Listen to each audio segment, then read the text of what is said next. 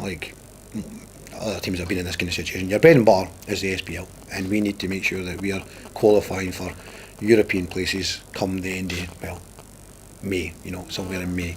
And it's accumulating other points at this time in the season that gets you into that situation. So we have very much got to be focused on the job in hand, which is Inverness. And having watched them on, I've looked at the DVD of their both games against St Mirren and Kilmarnock, and they're a very decent side, and so we will need to be at our best. There's absolutely no doubt about that.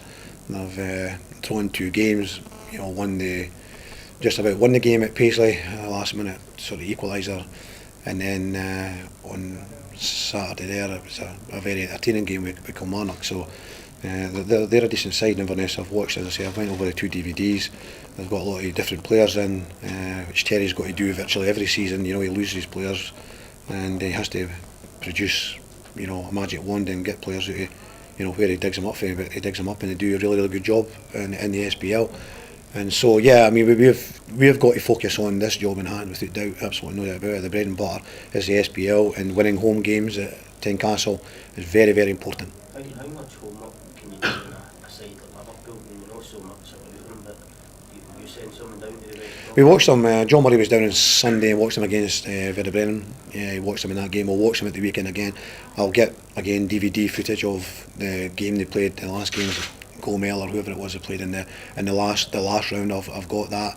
We will get obviously that game at the weekend as well. We've got that on DVD, and we'll have their game against West Brom. Scouted, match reported, and I'll get video footage as well. So we'll have as much as we can. Everton's kind of helping us with background DVDs from last season and bits and pieces, and Everton have been very helpful with us as well. So we'll do as much as we possibly can, but the first ties at home, we've got to make sure that it's not a Tottenham situation. We've got to make sure that the tie's alive.